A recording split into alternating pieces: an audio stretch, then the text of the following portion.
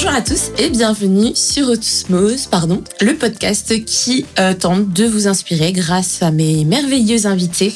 Aujourd'hui, j'ai le plaisir d'accueillir Aziz. Ça va, Aziz? Ça va et toi? Tout va bien. Merci à toi d'être venu. Merci à toi de l'invitation. Avec plaisir. Toi, tu as plusieurs casquettes. Donc, comment est-ce que tu te décrirais? Qu'est-ce que tu fais dans la vie? C'est toujours la question. J'ai pris du temps à définir vraiment, trouver en fait ce que tu faisais sur ce que je faisais, vu que comme tu dis, je fais quand même beaucoup de choses dans différents milieux. Mais là aujourd'hui, on peut dire que je suis project manager principalement dans le domaine artistique. D'accord. Donc voilà, j'accompagne des artistes, que ce soit chanteur, rappeur actuellement, DJ, producteur, une marque de vêtements. Un média aussi au niveau du rap, ouais. Rooftop. Et après l'organisation d'événements aussi, ouais. des soirées et même d'autres événements pour même des particuliers, des entreprises ou autres. Ok, donc ça a un petit monde comme ça où tu regroupes plein de choses. Okay. Exactement. Exactement. Et donc justement, tu as plusieurs casquettes. Comment t'en as arrivé là? C'est quoi, par quoi t'as commencé finalement? C'est quoi le début de ton histoire? Alors à ce niveau-là, en fait j'ai une autre casquette aussi parce qu'il faut pas l'oublier. Je travaille toujours dans l'immobilier à côté de ça. D'accord, tu investis dans l'immobilier. J'ai vraiment deux secteurs parce que moi j'ai fait des études d'agent immobilier. Ok. À l'époque, parce que de base moi je joue au foot. D'accord. Donc, t'étais joueur de foot. J'étais joueur de foot. J'ai atteint le niveau pro à 17 ans. Donc, j'étais là-dedans. En Belgique, ouais, c'est ça. En division 2 du côté de Charleroi, d'où je suis originaire. Et après, quand j'ai quitté le niveau pro, je suis passé en semi-pro. Donc là, j'ai terminé mes études. Et c'était des études d'immobilier. J'avais choisi de faire ça. Un peu au hasard, un peu pour faire plaisir. Ma mère voulait que j'ai un diplôme, donc c'était un métier qui me parlait un petit peu. Je connaissais 2-3 personnes dedans, ça me parlait un peu. Ce côté commercial, etc. J'aimais bien, donc je me suis dit let's go, on va s'inscrire en immobilier. J'ai réussi mes premières années un peu comme ça. Puis je me suis dit maintenant qu'on y est, autant le faire. Maintenant que je suis en immobilier, autant travailler là-dedans. Donc j'ai toujours ça sur le côté. Et c'est après quand j'ai diminué vraiment le niveau au foot, que là, je me suis un peu plus investi dans l'événementiel pour commencer. Et après, diriger... L'organisation d'événements déjà? J'ai pas commencé par là. J'ai commencé par le bas de l'échelle, RP. Ah ouais, il faut commencer quelque part, c'est comme ça que tu apprends. De toute façon, tu te fais des contacts. Ouais, donc, RP, c'est quoi? Tu promotionnes des soirées en gros. C'est ça. Tu fais la promo, c'est de ramener un maximum de monde. Moi, comme j'étais dans le monde du foot, j'avais quand même pas mal de contacts, donc on était tous une tranche d'âge où tout le monde sortait un petit peu, donc c'était facile pour moi de ramener un maximum de potes à des soirées. Moi, on m'a dit tu fais ça, on te paye pour ça. Je me suis dit let's go. Tranquille, cool. Surtout que le milieu m'intéressait déjà de base. T'aimais bien sortir déjà? J'aimais bien sortir. Après, quand j'ai commencé à penser à travailler là-dedans, c'est là que j'ai commencé à réfléchir à sortir beaucoup plus. Ok. À te montrer. Voilà, c'est ça. Pour me faire un... tu sortais plus pour sortir, tu sortais plus. Voilà, le travail finalement. Principalement pour ça. Pour le boulot, exactement, même si c'était plaisant. Donc j'ai toujours bien aimé ça. Moi, ce qui m'a toujours attiré dans l'événementiel, le monde de la nuit, c'est vraiment le côté musical. Ah oui. Moi, je suis un bousier de musique et d'ailleurs, après, voilà, ça a dirigé vers d'autres trucs. Donc ça m'a toujours intéressé et j'ai commencé comme ça, comme RP pour une soirée de potes. D'ailleurs ici à Mons. Qui s'appelle? C'était la Blasée. La soirée s'appelait, c'était au Premium.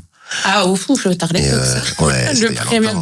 C'est sur la grande rue de Jemappes pour aller vers Mons, comme ça, c'est immense. Ouais, c'était vraiment c'est immense, cette boîte qui est devenue récemment la terrasse. Je pense que c'est plus vraiment une boîte maintenant, mais... Maintenant, je sais même plus s'il y a encore de l'activité là-bas aujourd'hui. Moi, je pense plus. Un peu comme partout d'ailleurs en Wallonie de toute façon. Ouais. Mais j'ai commencé là-bas parce que j'avais des potes d'ici de Mons qui faisaient cette soirée et au départ c'était pour aider des potes en fait. Et puis ça a été pareil, à gauche, à droite et puis à un moment donné, j'ai quitté la Wallonie, je suis parti faire RP pour une soirée au Mirano. Ah ouais, à Bruxelles. Ouais, la dope, c'était Alessandro et MK qui faisaient ça. Et j'ai commencé à travailler comme RP pour eux. Et là, j'ai vraiment développé encore plus mon carnet d'adresses sur Bruxelles, ce que j'étais déjà en train de faire avant. Et c'est comme ça qu'à un moment donné, je suis arrivé au moment où je me suis dit, je peux organiser mes propres événements, quoi. En fait, comment ça t'a pris combien de temps pour tout ça? À quel moment tu t'es dit je suis prêt pour organiser mes trucs? Est-ce que c'est... Enfin, j'ai déjà commencé par là. Comment tu t'es senti prêt à organiser des choses? En vrai, je me suis pas réellement senti prêt. Il y a pas un moment où je me suis dit je me sens prêt, let's go, on va le faire. J'y pensais. Puis un ami à moi qui organisait déjà des soirées m'avait proposé d'en faire une ensemble. Il voulait qu'on en fasse une à Charleroi pour X ou Y raison, ça s'est pas fait. Et après, donc, j'ai commencé à travailler comme RP au Myrano, puis j'ai switché au Bloody. J'ai été RP pour la prémisse pendant un an. Ah ouais. Et moi, en fait, dans ma tête, le jour où je ferais une soirée, je voulais la faire au Bloody. Ok. Parce que c'était l'endroit où je sortais le plus à l'époque. C'était la boîte la plus... Enfin, encore maintenant, en Belgique. Oui, ça reste une des plus grosses boîtes en Belgique, pour ne pas dire la plus grosse au niveau du hip-hop. Donc, c'est vrai que c'était vraiment... Je retrouvais tout ce qui m'intéressait dans une soirée là-bas. Donc, je m'étais dit, le jour où je vais en organiser une, ça sera là-bas. Donc, quand la prémisse m'a contacté pour être RP, je me suis dit, c'est un bon départ. C'est le bon tunnel pour y arriver. Exactement. Et après, de fil en aiguille, en discutant avec des amis, des collègues et qui sont devenus amis, qui travaillent au Bloody, etc., on parlait de concept de soirée. Et un jour, il y en a un avec qui je m'entendais très très bien. On a beaucoup discuté. Il avait lancé un premier concept pour lequel je l'ai aidé, même au niveau de la promo, etc. Et après, son concept s'est éteint et il a eu l'idée d'en relancer un nouveau avec 2 autres personnes. Mais on avait tellement parlé du concept que limite, moi, le concept, j'avais l'impression qu'il m'appartenait aussi. Oui. Donc, oui, t'étais hyper impliqué dedans. J'étais hyper impliqué. Donc, au départ, je le soutiens dans l'idée du concept. Et puis, je lui dis, ouais, non, mais ce concept, en vérité, c'est le nôtre. Et donc, je suis rentré dans l'orga du concept comme ça. Et au final, voilà, c'est comme ça que j'ai commencé à être vraiment... C'était en quelle année, ça, plus ou moins? Ça a commencé avant le Covid. Je crois que c'était 2018. Ouais, donc c'était vraiment, j'ai l'impression, l'année des pics, vraiment. Enfin, ouais, c'était encore la belle vie, on va dire, au niveau événementiel. Tout fonctionnait super bien. Au niveau club, ça fonctionnait super bien parce que, tu vois, moi, j'ai travaillé principalement sur Bruxelles, mais je suis Carolo. À Charleroi, il y avait un club qui fonctionnait super bien. À Mons, ça bougeait encore pas mal. Puis il y avait des concepts, nous, du côté de Charleroi, comme la Bayside. En été, il y avait des grosses terrasses, des grosses soirées qui se faisaient. Donc, franchement, le monde de l'événementiel allait très, très bien. Même avant de faire ce concept, moi, j'étais à la prémisse. La prémisse, c'était incroyable. C'est toujours très fort aujourd'hui. Mais à l'époque-là, c'était vraiment feu. Donc, ouais, je suis rentré comme ça dans le milieu. Et le concept a tout de suite cartonné, donc on a eu... Ça s'appelait comment Ça s'appelait la Sauce District. Ok. Et c'était quoi l'idée? C'était un concept hip-hop. En fait, au Bloody, il y avait la Forever Young qui faisait une soirée old school. Oui. Il y avait tous les autres concepts, comme il y avait la prémisse, il y avait la Piccadilly, il y avait la Shabba aussi à l'époque. D'autres concepts qui étaient beaucoup plus... Tu sortais pas encore à cette époque-là. Sur Insta, sur Facebook, j'avais quoi? Donc si c'était en 2010, j'avais 17-18 ans, je me disais ouais, j'ai envie de sortir là-bas et je pouvais pas.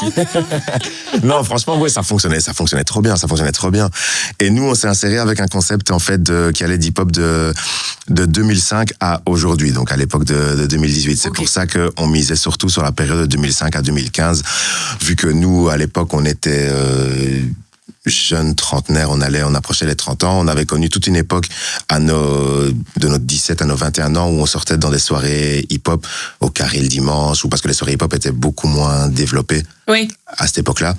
Donc on se retrouvait, tous ceux qui kiffaient l'hip-hop se retrouvaient toujours dans les mêmes soirées de temps en temps. Et on a une génération, comme la plupart, on a été nostalgique. Et on s'est dit, on va remettre vraiment ce créneau musical aujourd'hui. Et donc, c'est comme ça qu'on a fait ça. Et ça a duré pendant... même après le Covid, on a recommencé sur les terrasses qui s'étaient créées, etc. Donc, ouais, on a fait ça jusqu'à... Une belle époque, finalement. T'en gardes des super bons souvenirs, alors. De ouf, parce qu'on a fait plein de trucs. On a eu du beau monde, on a ramené beaucoup de monde, on a changé d'endroit, ne fût-ce que via les terrasses ou autres. Donc, et puis même moi, personnellement, ça m'a vraiment aidé à prendre un max d'expérience en termes d'organisation d'événements. Parce que oui, t'as pas de formation en événementiel ou en com, t'es agent immobilier, pardon. Ouais. Mais je trouve que c'est des métiers, c'est des qualités qui s'apprennent pas. Je veux dire, le contact humain, le fait de relationner, d'être avenant, c'est quelque chose que tu as ou que tu n'as pas. Ça peut-être. Je pense aussi, et comme mon métier d'immobilier fait que je suis en contact toujours aussi avec du monde et que on a ce contact on a ce principe de vendre en fait. Oui. Donc c'est quelque chose que j'ai toujours eu. Après avec le foot, on a amené aussi à rencontrer énormément de personnes, à bouger énormément.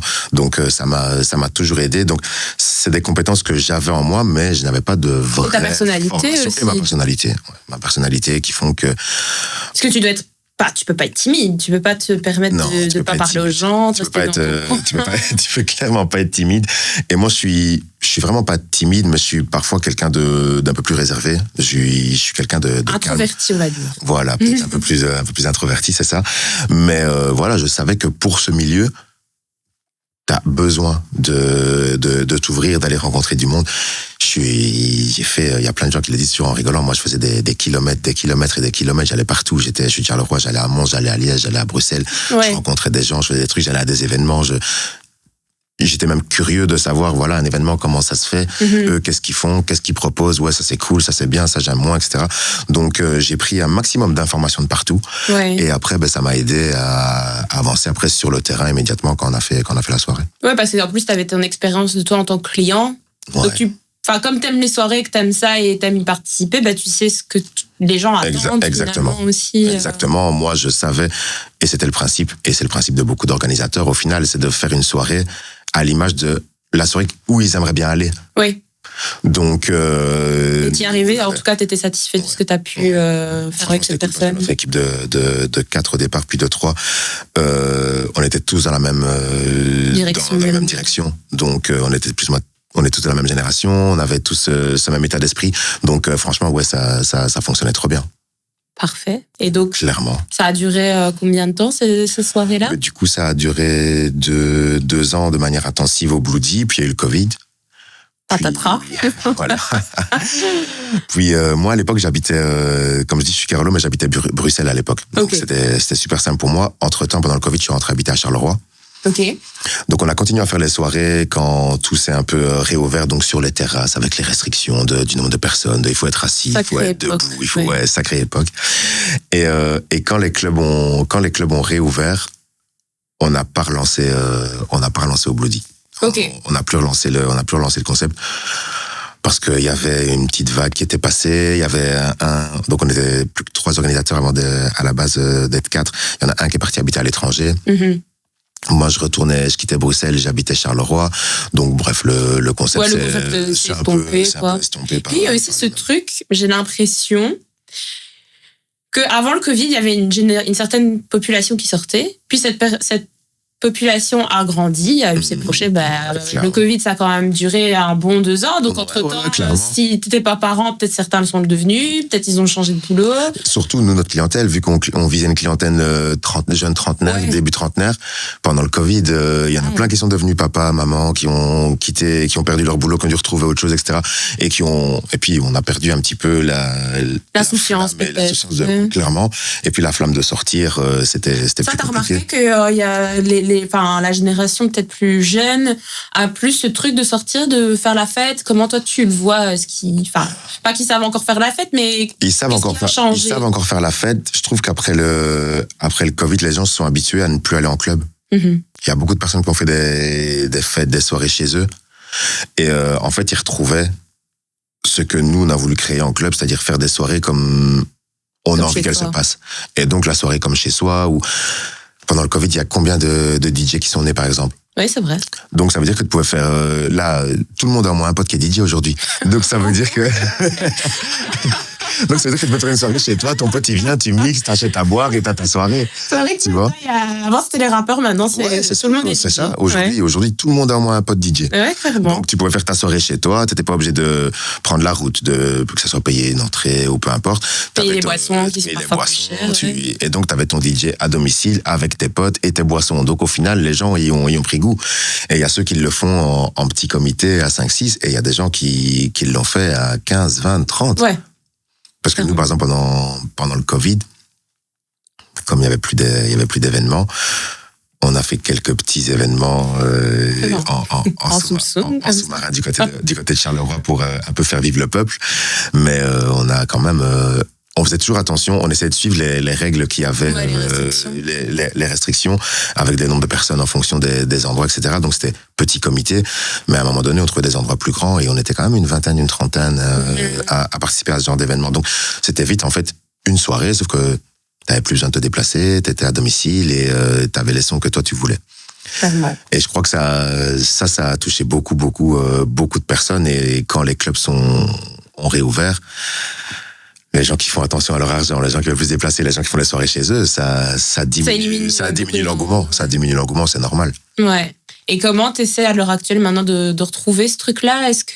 Comment tu retapes le terrain maintenant du coup ? Après, moi, du coup, j'ai eu ce contre-coup aussi des clubs. On va pas se mentir. Donc, à la sortie du Covid, j'ai recommencé un petit peu, mais plus du côté de Charleroi. On a voulu relancer quelques événements. Donc, on avait fait la New Wave. Où devenu mixé d'ailleurs. On avait commencé au Spirodome à Charleroi, puis on avait switché parce que les gens voulaient vraiment un club pour faire la soirée jusqu'à 6h du matin. Donc, c'était là qu'on est passé dans un club qui avait ouvert, le New Plaza, le club où t'étais venu mixer. Et après, pareil, après un certain temps, le New Plaza d'ailleurs fermé, donc on était contraint de trouver un nouvel endroit. Et là, nous aussi, on s'est tourné vers un mood beaucoup plus intimiste. On a loué un studio photo dans une galerie d'art dans le centre-ville de Charleroi. Et on a fait les New Wave avec un peu moins de monde. L'état d'esprit, comme tout le monde aime bien dire, intimiste. Le délire boiler aussi, le foie, etc. C'est la mode, ce truc-là, c'est super, les trucs intimistes. Les gens, ils aiment bien les petits événements. Voilà, c'est ça. Les trucs un peu plus privés ou autres. Et donc, on a switché à la sortie du Covid il y a 2 ans. Donc, on a fait 3 ans. Ouais, on a fait plus ou moins 1 an au Spirodome, plus ou moins 1 an au New Plaza. Et après, on est passé dans ce mood plus intimiste de la galerie d'art. La galerie d'art, je cherche le QG des artistes, pardon. Le QG des artistes, pardon. À Charleroi. une belle galerie d'art et un studio photo si il faut faire des shootings, etc. Ils sont top. Et même des petits événements. On est allé il y a pas longtemps, il y a un artiste de Charleroi, Melvin Ross, qui a organisé une petite session concert là-bas. Il a invité 4-5 artistes à performer. Et donc, il y avait eu un petit événement qui s'est fait sur place. Donc, franchement, c'est top comme endroit. Trop bien. Et donc, tu as toute cette page d'organisation d'événements. Mm-hmm. Donc là, c'est un peu plus sur le côté ou tu continues toujours Je continue un petit peu. Je continue un petit peu dans des plus petits endroits, donc dans des bars, là principalement à Charleroi. Puis je fais des événements aussi sur Bruxelles, des événements éphémères. Mm-hmm. Par exemple, à l'Hôtel Continental. Ah oui. Donc de temps en temps, j'organise des événements. Mais j'essaye aujourd'hui d'organiser des événements qui vont mettre en avant les artistes dont je m'occupe. Oui, donc tu lis maintenant à ton autre activité qui est celle de manager des artistes. Exactement. C'est tout un cercle vertueux comme ça. Un beau petit circuit que je me suis frayé. Mais c'était l'objectif de base. Oui. T'avais toujours eu cette idée-là en 50 ans dans ta tête. Le monde de la nuit, j'aimais bien l'événementiel, j'aimais bien le monde de la nuit, mais c'était pas le milieu qui m'attirait le plus. Moi, je suis à la base fan de mode et de musique et de la culture hip-hop de manière générale. Mm-hmm. Donc, mais tout est intrinsèquement lié au monde de la nuit. Voilà, tout le monde s'est réuni dans le monde de la nuit. Oui. Tout cet écosystème, que ce soit la mode, que ce soit la culture hip-hop de manière générale, et puis de toute façon, aujourd'hui, presque tout le monde, mais tout le monde se réunit dans le monde de la nuit. Donc, quand tu crées des événements qui ont attrait à ça, j'ai organisé un défilé de mode, par exemple, un jour avec une after-party pour que tout se mélange, etc. Donc, on continuera toujours de créer des événements, mais qui mettront... Plus dans le même but. Voilà, qui mettront en avant des choses différentes. Et là, actuellement... les artistes avec qui je bosse, que ce soit rappeur et DJ, et la marque aussi, la marque de vêtements avec qui je bosse. Et justement, comment tu as été amené à t'occuper d'artistes ?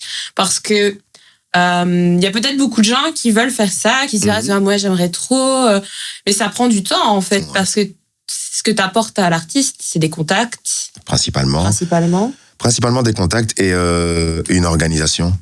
Un cadre. Voilà, un cadre. C'est principalement ça, pour qu'il puisse se soulager de tout ça et le consacrer à son côté artistique, création. Et toi, tu fais un peu aussi tampon, du coup, avec les autres. Exactement. Après, moi, j'avais toujours eu à cœur, avec toutes les personnes avec qui je bosse, d'avoir un mot à dire, un niveau à dire au niveau artistique. Faire la direction un peu artistique aussi. Oui. Après, il faut que ça faut déjà qu'on soit sur un peu la même longueur d'onde, qu'on ait plus ou moins la même vision, donc voilà. Mais c'est vrai que moi, aussi dans le but d'apprendre, j'avais vraiment à cœur que je puisse participer au côté créatif du projet, en plus de tout le côté administratif, connexion et organisation qui a à faire. Donc, moi, j'ai fait ça. Ça m'a. En fait, le milieu m'a toujours intéressé, mais jamais je me suis dit je vais devenir manager d'artiste. Jamais à l'avance, je me suis dit je vais devenir manager d'artiste. Mm-hmm. C'est juste qu'un jour, on me l'a demandé. Qui ça? Un rappeur, un DJ? En vrai, ça a commencé par un ami à moi qui avait donc la marque de vêtements Aratine, donc la marque de vêtements avec qui je travaille, qui lui a toujours eu sa marque. Elle existe depuis 8 ans. Ok. J'ai, comme tous mes potes, dès qu'un prod lance un projet, je le soutiens.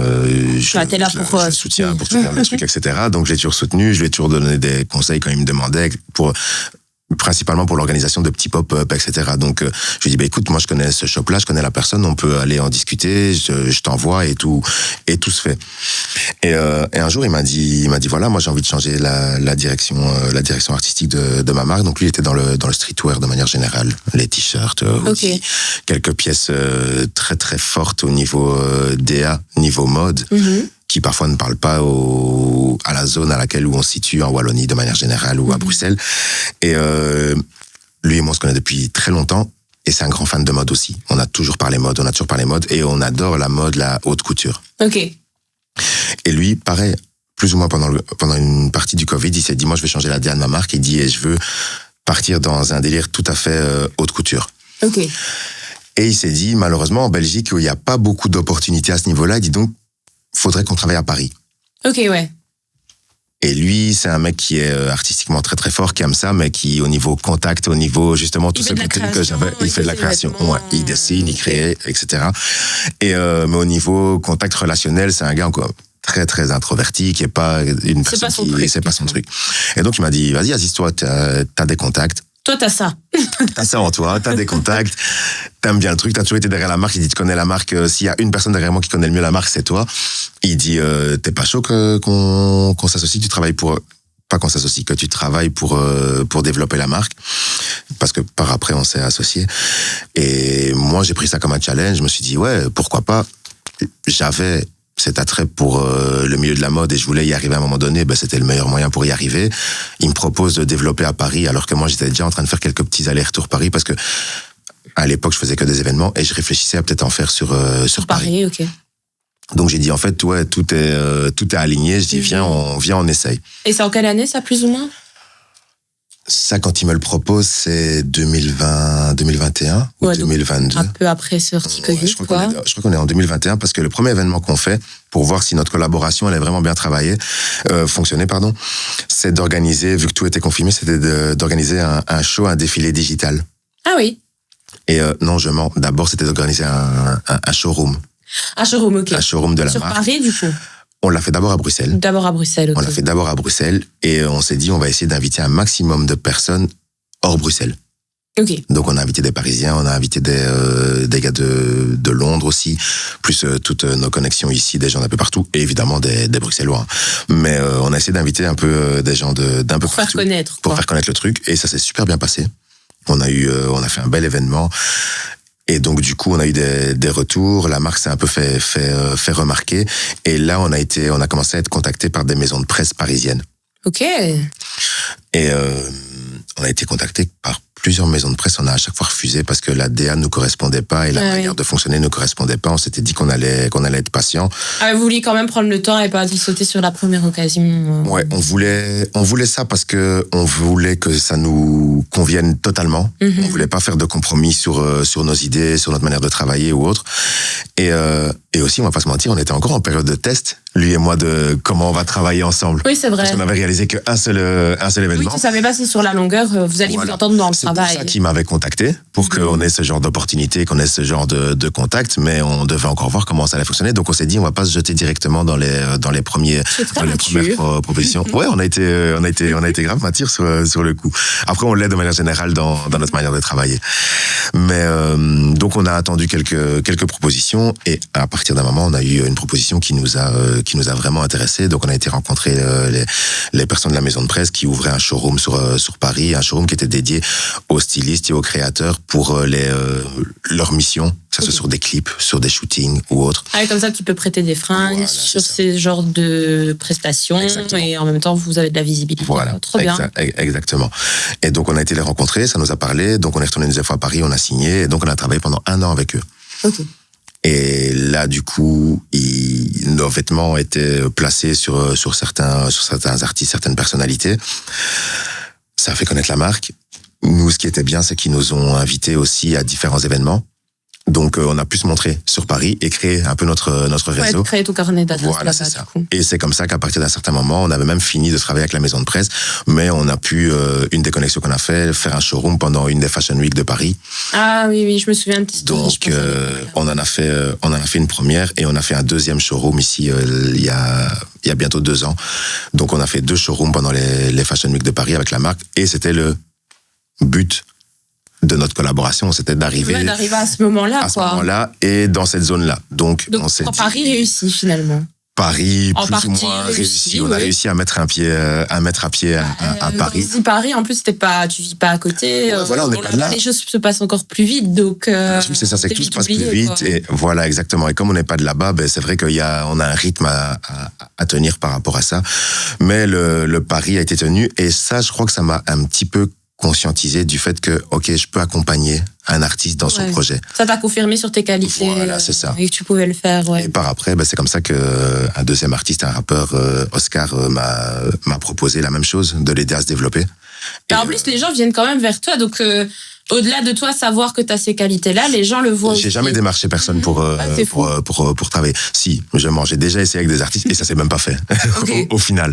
Donc voilà, mais c'est vrai que les artistes avec qui je travaille, c'est toujours des artistes qui sont eux venus vers moi parce qu'ils ont vu ce que je savais faire et que ça les intéressait. C'est hyper gratifiant. C'est gratifiant, et ça aide en fait dans le travail. Parce que moi, quand un artiste vient me contacter, je lui dis, écoute, moi je fonctionne de cette manière, je te promets pas d'atteindre ça. Moi je te dis, moi je peux t'amener à ce niveau-là. Est-ce que ça t'intéresse, oui ou non? Je dis, il y a plusieurs manières d'y arriver. Moi, je passe par cette manière-là. C'est peut-être pas la meilleure, il y en a d'autres. Elle va peut-être pas te convenir, mais moi, je passe pas. T'es hyper honnête dès le départ. Ouais, voilà, dès le départ. Parce que c'est la manière que je connais. Donc, je vais pas commencer à m'inventer une vie. T'inquiète, je vais t'emmener là-bas. Ouais, tu cherches pas, t'aimes pas, quoi. Ouais, voilà. On sait qu'il y a beaucoup de personnes qui peuvent être comme ça, surtout dans le milieu. Ouais. Donc, c'est comme ça que je fonctionne avec les artistes. Et puis, s'ils adhèrent à ma manière de voir les choses et à ma manière de fonctionner, on collabore. Ok. Et donc, ce rappeur-là, il s'appelle donc Oscar. Ok. Et comment ça s'est passé avec lui? Comment ça se passe, du moins? Mais lui, en fait, on se connaît depuis qu'on est tout petit aussi. On a joué au foot ensemble quand on était petits. On est de la même ville, on est de Charleroi tous les deux. Et donc, on a beaucoup d'amis en commun. Donc, on s'est toujours vus, et il faisait déjà du rap depuis un petit temps. Pareil, je l'ai toujours soutenu d'un peu plus loin parce qu'on n'était pas proche, mon cercle proche, mais je l'ai toujours soutenu, j'ai toujours écouté ce qu'il faisait, j'ai toujours bien aimé ce qu'il faisait. Donc, c'est un peu le b.a.-ba aussi, d'aimer ce que la personne fait. Donc, que je soutienne pas déjà de base. Et le jour où il m'a contacté, on en a parlé, et ouais, je vais un peu le tailler. Oscar avait cette image d'être très très bon, mais de pas être régulier. Ok. Donc, il pouvait faire des pics incroyables et faire parler de lui, et derrière ne rien sortir pendant X temps. Okay. Donc, moi, il me dit qu'il a besoin d'une équipe pour se développer, qu'il veut se relancer à fond, qu'il a besoin de personnes derrière lui, parce qu'il lui-même prend conscience qu'il peut pas tout faire tout seul. Lui, tout seul, il y arrive. Voilà. Ah ouais. Donc, il me contacte avec d'autres personnes aussi. On était une petite équipe, on était 4. Ouais, on était une équipe de 4. Et moi, je lui dis, pareil qu'aux autres. Je dis, écoute, moi, je peux t'amener peut-être à ce niveau-là. C'est peut-être pas le top niveau, mais ça va déjà te faire avancer. Et si demain, quand on est à ce niveau-là, t'as des autres opportunités, vas-y, on en discute ensemble. Je dis, maintenant, pour y arriver, moi, je fonctionne comme ça. Mais je lui ai dit, moi, il y aura pas de ralentir. C'est non-stop. Tu dois suivre ma cadence. Moi, c'est un truc qui me caractérise. Il y a beaucoup de gens qui le disent, mais Aziz, t'es tout le temps non-stop, t'es partout, tu fais toujours plein de trucs, etc.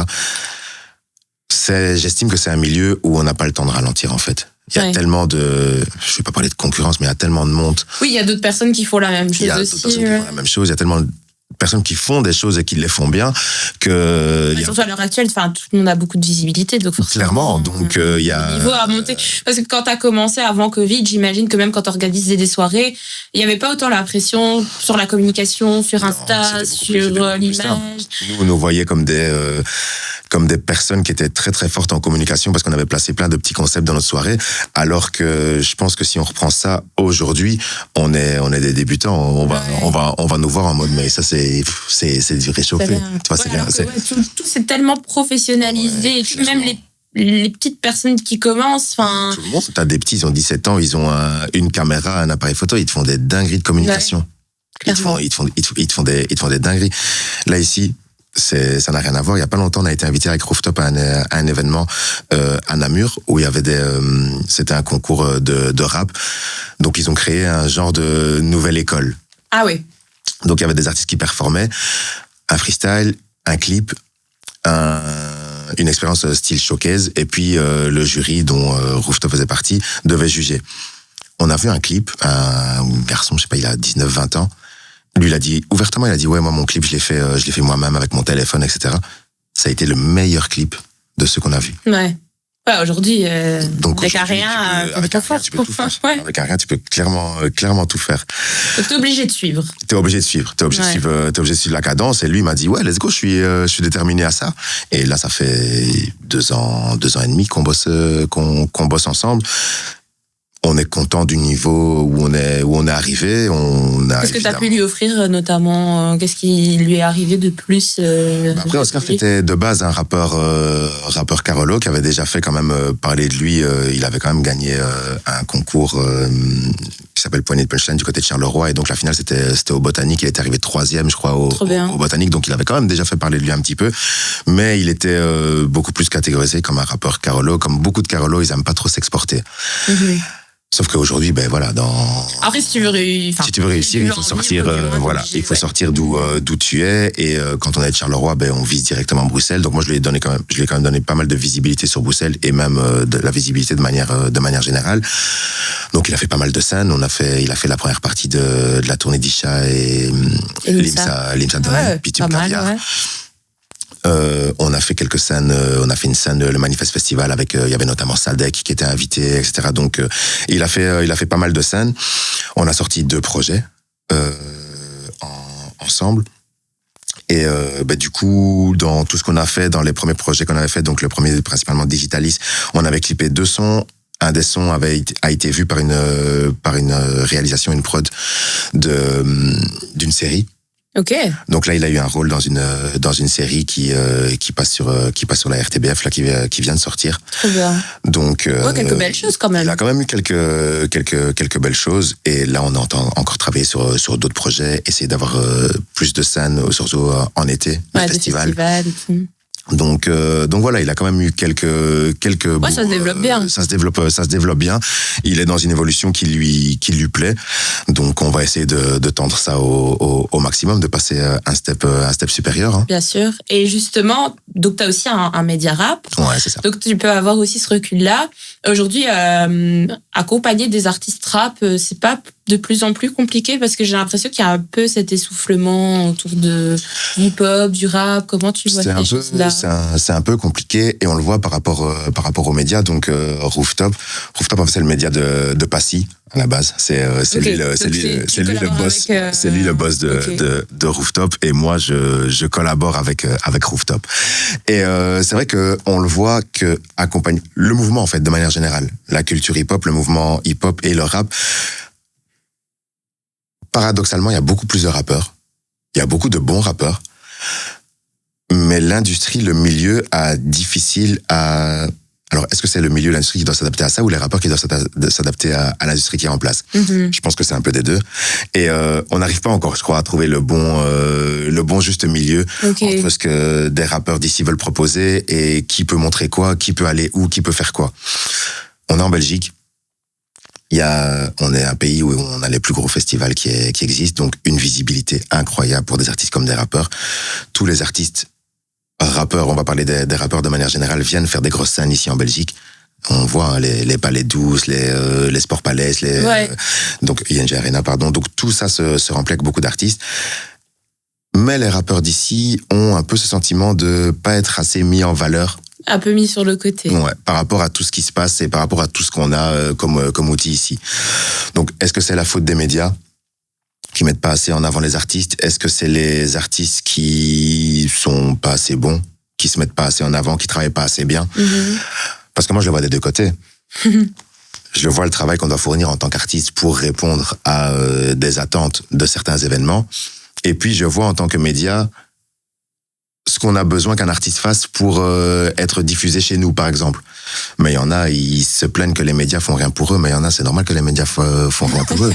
C'est normal, à un moment donné, faut accepter. T'es pas organisé, t'es pas carré, t'es pas pro. Oui. On se fixe un rendez-vous, ça va pas, etc. Donc, tu peux pas arriver à quelque chose si tu fais comme ça. Après, nous, on a un petit média. On voit des gros événements en Belgique. Est-ce qu'on nous donne la place dans les gros événements? Pas toujours. Et c'est logique, parce que c'est une économie. Un gros événement, s'il appelle un média, il va penser d'abord à Combini, il va passer à Yard, il va passer en Belgique, il va penser à Tarmac, à Rapologie, avant de penser à Rooftop Actu. Tout à fait. C'est saturé aussi. Il y a tellement de choses, comme tu dis, il y a tellement de rappeurs qui sont bons aussi, parce que forcément, j'ai l'impression que tous les niveaux ont augmenté, que comme tu disais, que ce soit en com à l'heure actuelle, même si tu débutes avec pas grand-chose, t'as quand même quelque chose de qualité. Et au niveau du rap, c'est pareil. Ouais. Il y a tellement de producteurs qui font des prods avec limite presque rien, et des prods qui circulent. Alors, parfois, il y en a qui sont très très mauvaises et elles circulent quand même. Mais il y en a qui sont bonnes avec presque rien et qui circulent aussi. Ça veut dire que les rappeurs aujourd'hui peuvent trouver tout et n'importe quoi pour poser. Ça veut dire que si t'es un rappeur, que tu travailles, que t'es bon, tu peux trouver tout et n'importe quoi pour poser. Ça veut dire qu'il y a bien un truc qui va être plus ou moins bon. Donc, tout a évolué. Ça veut dire que demain, un garçon de 17 ans, il sait un petit peu écrire et ça devient inné, on va dire, chez les gens aujourd'hui. J'ai l'impression tellement il y a des rappeurs qui naissent qu'un petit 17 ans avec presque rien peut sortir quelque chose. Donc c'est saturé à leur niveau et eux, on les comprend. Pareil avec les médias. Si t'es un rappeur, que tu commences à faire un peu de bruit, que t'as envie de visibilité, est-ce que tu vas contacter Tarmac ou est-ce que tu vas contacter Rapologie? Et tu vas contacter Tarmac, Rapologie, mais tu vas pas contacter Rooftop. Ouais. Parce que c'est eux qui vont donner plus de visibilité. Après, chacun à son échelle. C'est pour ça qu'on a la chance avec Rooftop d'avoir reçu des artistes d'un très bon niveau. Je vais parler de niveau de notoriété, on va dire, différentes. Et ce qui donne de la légitimité aux médias aussi. Donc après, quand je parle des gros événements où on laisse pas spécialement la place à des médias, nous on doit pas non plus se plaindre. Hein. Après, il faut parfois aussi se satisfaire de ce qu'on a et pas vivre la scène locale. Enfin, je veux dire, il y a la scène internationale, nationale, voilà, les mecs qui font des gros chiffres. Il faut parfois accepter que tu peux faire du très bon avec du plus local et peut-être des chiffres impressionnants, mais tu proposes autre chose. Voilà, c'est tout à fait ça. Il faut savoir ce qu'on veut proposer. Et comme on est dans un état d'esprit, on est tous fans, même si j'aime pas le mot fan, mais on est tous fans de cette culture hip-hop de base. Et nous, on a ce truc de... On veut mettre en avant la culture. On veut pas commencer à se lancer dans un rush des réseaux parce qu'on est un média, juste pour dire d'être sur les réseaux parce qu'on est un média. Ouais. On aime bien transmettre ce côté culturel qui nous plaît, qui nous parle dans le monde hip-hop. Ce qui se perd actuellement, enfin ce n'est que mon avis personnel, mais je trouve que ça se perd. Après, justement, c'est à la recherche toujours de plus de d'IMAT, cette authenticité qui est inhérente à la culture hip-hop, elle se perd parce que la culture hip-hop, c'est pas les gens, enfin de base pas l'argent, c'est pas. Enfin, c'est l'argent. Aujourd'hui, il y a l'argent, mais ouais. Enfin, de base, quand tu commences le rap, c'est parce que t'as des choses à dire, parce que t'es en phase avec ce qui se passe dans le monde. Enfin, je pense. Après, je suis peut-être encore idéaliste. Non, c'est ta vision du rap, mais c'est la vision. Ça. Voilà, le vrai hip-hop, on part quand même sur des valeurs très très très très humaines, des valeurs de. Comme tu disais, maintenant c'est plus ça. Qui se perdent, voilà, qui se perdent parce qu'il y a une industrie, il y a de l'argent derrière aujourd'hui, et donc tout ce côté culturel, humain ou autre, de partage, se perd parce qu'il y a des obligations financières derrière. Tout à fait. Tout le monde doit payer ses factures. Donc, on peut le comprendre. Mais c'est là qu'il faut, et ça, ce n'est que mon avis personnel, trouver le juste milieu entre la notoriété, les rémunérations, mais ce que tu transmets comme message. Et ben, c'est là que tu décides alors d'être un artiste niche, un média niche, tout à fait, quelqu'un de mainstream parce que tu veux amasser un max de personnes autour de ce que tu fais. Et chacun voit la chose comme il le souhaite. Mais c'est vrai que là, on est dans un état d'esprit où beaucoup de personnes se disent que le milieu est saturé, que le milieu commence à s'essouffler un petit peu, alors qu'à côté de ça, il y a tellement d'artistes qui émergent, et que ce soit des rappeurs, que ce soit des DJ, des producteurs, même de manière générale, des photographes, des vidéastes, des danseurs. Il y a parallèles qui se sont développés. Il y a un écosystème énorme qui s'est développé. Et je crois qu'il faut juste continuer à pousser, nous, ce qu'on fait, ce qu'on aime au maximum. Comme on dit, ceux qui travaillent à un moment donné, ils sont récompensés. Ils sont récompensés. Il faut juste être patient. Et c'est là que le fait de ne pas ralentir rentre en compte, en fait. Et justement, toi, par rapport à ça, t'as pas eu des moments un peu de mou? Enfin, t'as jamais vraiment arrêté? Tu t'es pas, à un moment donné, dit, c'est quand même lourd, parce que pour porter ces projets à soi, c'est quelque chose, mais pour porter les projets des autres, ça demande doublement de l'énergie, parce que c'est pas ton truc. En plus, tu dois pousser la personne à clairement, c'est tout.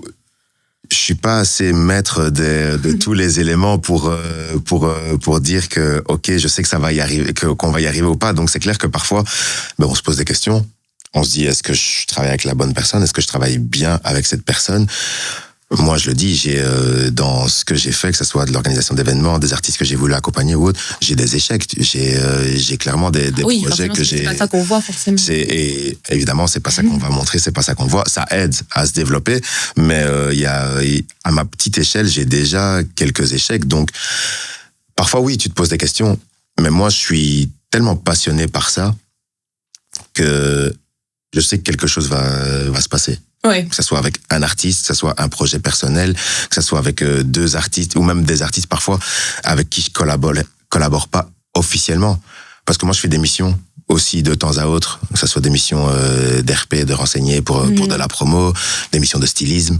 Et c'est tout flou, parfois aussi, je trouve. Ouais, non, c'est clair que il y a les artistes que je mets en avant, et après, il y a le travail derrière, parce que on va pas se mentir, si je fais toujours de l'immobilier à côté, c'est parce qu'il n'y a pas assez d'argent dans le domaine artistique. Si je fais des missions que je mets pas spécialement en avant, mais que je les fais derrière, ça reste dans le domaine, donc ça m'ouvre des portes, ça me fait des relations.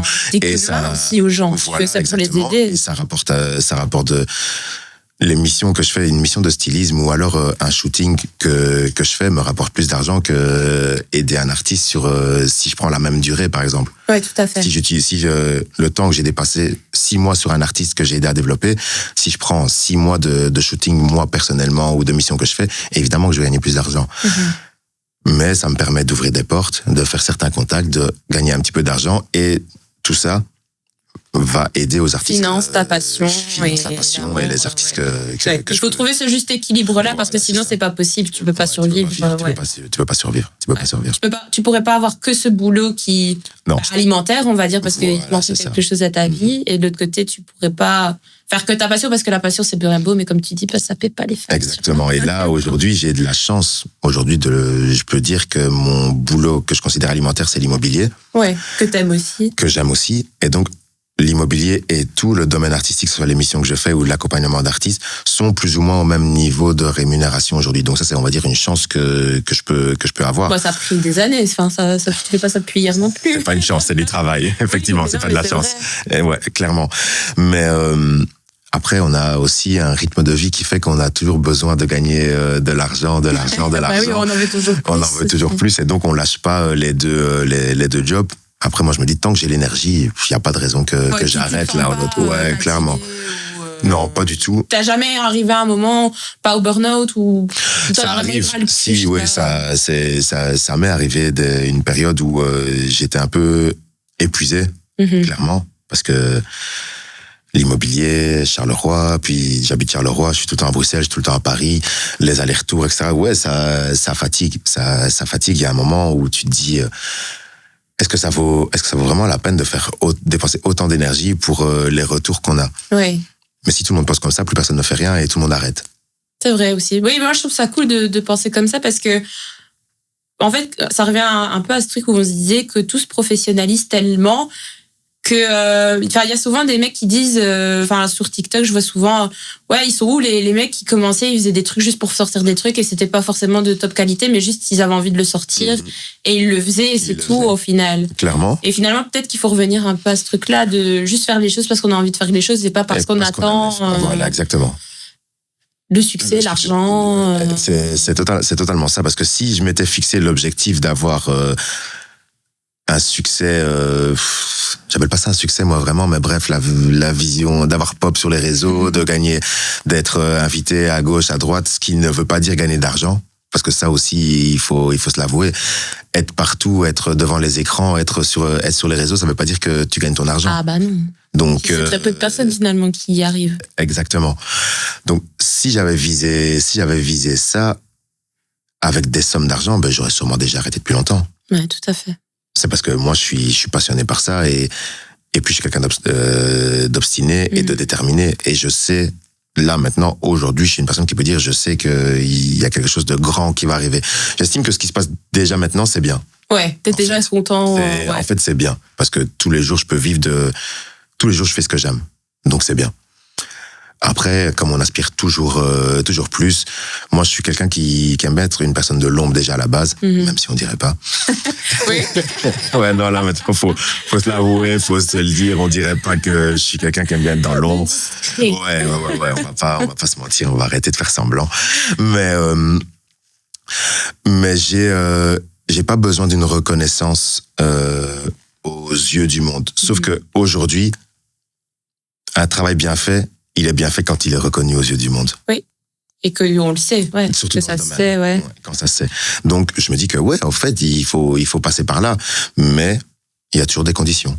Je pourrais jamais me travestir de manière générale. Donc, ça veut dire juste devoir revoir mes idées et mes revendications à la baisse pour dire d'arriver à quelque chose. Et ce sera tes conditions. Ce sera mes conditions. Mais ça a toujours fonctionné comme ça. Donc ça a toujours fonctionné comme ça pour l'instant. Donc. Et donc, tu sais qu'il y a quelque chose de gros qui va arriver. Quelque chose de grand qui va arriver, j'espère. Ça, on te le souhaite vraiment. Moi, quand je dis quelque chose de grand qui va arriver, je dis, c'est pas qu'un jour on va voir Monsieur Aziz sur toutes les affiches ou à la télé, etc. Mais qu'un artiste avec qui je collabore, un artiste avec qui peut-être j'ai collaboré, que j'ai lancé, avec qui je travaille plus, mais lui arrive à quelque chose. Et moi, si je vois ça, moi, je me dis que j'ai réussi. Ouais, t'as fait ta part. Ouais, je me dis que j'ai réussi. Donc, moi, le but, c'est ça, c'est qu'une des personnes avec qui je bosse arrive tout en haut de l'affiche. Ouais. Ça, t'atteignes tes objectifs. Ouais. Mon target, c'est ça. Et justement, par rapport au fait que tu n'es pas très discret, sur les réseaux, t'es quand même hyper actif, t'as un style hyper affirmé, les gens te connaissent et te contactent pour ces qualités, donc ça veut dire que tu communiques là-dessus, que t'as fait un personal branding. Ouais, clairement. Est-ce que tu peux nous en dire plus là-dessus? Est-ce que c'est quelque chose que tu as réfléchi? Tu t'es dit, ouais, il faut que je me mette en avant sur les réseaux, que j'affirme plus mon style, que je me montre? Ou t'es tellement dans le partage que c'est venu comme ça? Comment tu vois ça? Non, en vérité, c'est un peu réfléchi. C'est un peu réfléchi. Après, voilà, moi, j'étais sur les réseaux comme tout le monde. Enfin, monsieur et madame tout le monde, même nos parents. Même, là, aujourd'hui, quand on voit les jeunes générations, il y a même des grands-parents qui sont sur les réseaux. Donc, j'étais sur les réseaux comme tout le monde. Après, comme mon style atypique, et ça, je l'ai toujours eu. Ça s'est pas réfléchi, c'est pas quelque chose, ça a toujours été moi depuis toujours. Ouais, voilà. Donc, ça se fait remarquer. Après, voilà, j'ai été joueur de foot, donc j'ai eu une certaine visibilité sur moi à un moment donné dans ma vie, et très jeune, qui fait que beaucoup de gens te connaissent, que des gens me connaissent. Donc c'est passé par là. Puis à un moment donné, quand on est dans ce milieu aujourd'hui, et ça c'est tous les gens avec qui je bosse, principalement, que ça soit, je travaille avec un community manager, vidéaste, photographe, mais c'est un ami de base, on a travaillé ensemble sur Rooftop, je lui envoie des gens quand on peut, etc. Donc on est vraiment proches. Et même lui, parce que moi, il y a personne qui s'occupe de mes réseaux, c'est moi qui m'en occupe. Mais lui, il me dit, Aziz, avec tout ce que tu fais, il dit à un moment donné, arrête de parler de l'homme de l'ombre et il faut que tu te mettes en avant, en fait. Ouais. Donc, ta personnalité sur les réseaux. Clairement. En fait, le personal branding que t'as dit, il est indispensable aujourd'hui. J'ai jamais voulu le travailler concrètement, mais là, je commence à un petit peu plus à travailler. Ok, tu fais plus attention à ça. Je fais un petit peu plus attention à ce que je poste. Ce que je poste, c'est dans un but de mettre en avant ce que je fais. Je vais pas poster des choses privées, on va dire. Ouais, voilà. On verra plus jamais ma famille, on verra plus jamais ma vie privée sur mes réseaux sociaux. Donc là, je commence à y travailler un petit peu. Après, moi, comme je suis la personne qui suis derrière les artistes, moi, tout ce que je sais, tous mes conseils, c'est leur donner à eux. Et là, aujourd'hui, j'essaie de me mettre en avant pour que des gens viennent voir ce que eux font, en fait. Ok, ouais. Oui, parce que c'est ta vitrine, finalement. Exactement. Donc, ça, aujourd'hui, je peux dire que je commence à vraiment réfléchir sur un personal branding et sur le fait de m'exposer un peu plus. Mais après, comme tu dis, voilà, j'ai un style qui fait qui est affirmé, donc qui se remarque pour tout, que ce soit les vêtements, que ce soit les cheveux, que ce soit... Ouais, les cheveux, t'adores faire des colos. Ouais, voilà, j'adore faire des colos, j'adore faire des trucs. Et moi, je l'ai fait pour moi, de base. Mais là, aujourd'hui, on m'appelle parfois pour ça. Parce que, moi, personnellement, je fais encore pas mal de shooting là maintenant, mais c'est pour ça qu'on m'a appelé, pour mon style de manière générale. Quand j'ai commencé les shootings, c'est une fois une personne un jour qui, dans un resto, m'a demandé si j'étais modèle parce qu'ils avaient une marque et qu'ils voulaient un modèle pour leur campagne. Et moi, j'étais pas du tout modèle, mais j'ai dit oui. Ouais. Donc, après, c'est l'aura aussi, c'est ce que tu dégages aussi, non? C'est ce qu'on dégage et c'est comme ça aussi que j'arrive à prendre conscience que je suis fait pour ce milieu. Parce que c'est ce milieu qui m'attire et qui m'appelle. Ouais. Donc, c'est que tu es sur la bonne voie. C'est sur la bonne voie pour l'instant. Eh ben, écoute, on conclut tout petit doucement cet épisode. J'aime bien demander quels seraient les conseils que tu donnerais à quelqu'un qui se lance dans un projet, peu importe lequel, que ce soit un artiste, que ce soit même dans un agent immobilier, enfin peu importe le projet qui l'anime. Qu'est-ce que tu donnerais qu'est-ce que tu donnerais comme conseil? Qu'est-ce que toi tu as appris de tout ça? Mais déjà, premièrement, c'est d'être dans un projet qui te plaît vraiment. Alors, peut-être pas à 100%, et même un projet qui te plaît vraiment, un domaine qui te plaît vraiment, à partir du moment où tu le prends comme un projet, comme un travail, tu vas tout de suite avoir des déceptions par rapport à la chose. Mais à partir du moment où ça te plaît vraiment, t'as cette motivation. En fait, t'as ce truc qui te fait te lever le matin et qui t'empêche pas de rester au lit. Parce que le vrai conseil, c'est de jamais dormir. C'est triste, c'est compliqué. On est dans une période où il faut faire attention à soi, la santé mentale, la santé, etc. Mais proprement dit, il faut jamais dormir, il faut être actif au maximum. En tout cas, si c'est ce dont toi tu as envie, en tout cas, c'est ce qu'il faut. Voilà, c'est ça. Prends tes heures de sommeil que tu as besoin. J'espère pour toi que c'est le minimum. Et après, sois là, sois actif. Que ce soit peu importe le domaine, comme tu dis. Si t'es un rappeur, va à des scènes, va à des festivals, va à des événements, rencontre des gens. Si t'es un entrepreneur, va à des séminaires d'immobilier, va rencontrer des gens. Peu importe ce que tu fais, il faut aujourd'hui, il faut se montrer, il faut être là. C'est le networking qui passe avant beaucoup de compétences. Même malheureusement parfois, mais ouais, mon conseil c'est ça, ne jamais dormir, faut être super actif. Eh ben, sur ces belles paroles, merci beaucoup Aziz d'avoir témoigné de tout ça en tout cas. Avec plaisir. Ciao.